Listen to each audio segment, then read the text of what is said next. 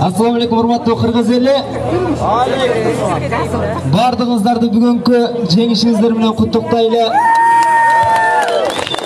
Негизи мен дагы баягы чыгармачылык чөйрөдө жүргөн инсан катары ырдап эле жүрө берсем болот эле.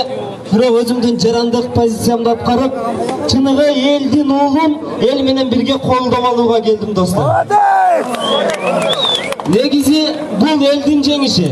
Ошол эл чыныгы лидерди, чыныгы азыр Кыргызстанга муктаж инсанды өзү алып келип креслого отургузуп алды, урматтуу агайып туугандар.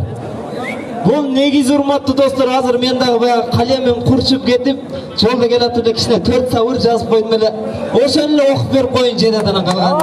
Уланта беребиз достор. Кыргызды Кудай колдоду, Садырды элге жолдоду. Көрө албай аны бир теке улагын сүз деп козгоду.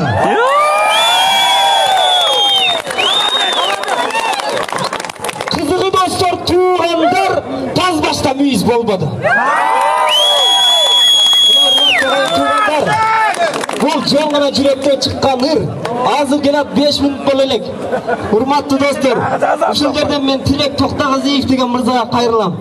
Садыр Нуркожоевич айтып атат: "Кел Тилек, иштей турган жериңди берейин, иште" деп атат. Туурабы? Келсин. Ошол теплицасын, ошол айыр чалгы министрлигине коюп берсин. Ошол теплицаны ар бир айылга, ар бир областка ачса эле ошол Кыргызстанга кошкон салымы. Чыныгы патриот инсан болгон болсо, Кыргыздын келечегин ойлогон болсо, бүгүнкү тынчтык керек бизге, туурабы?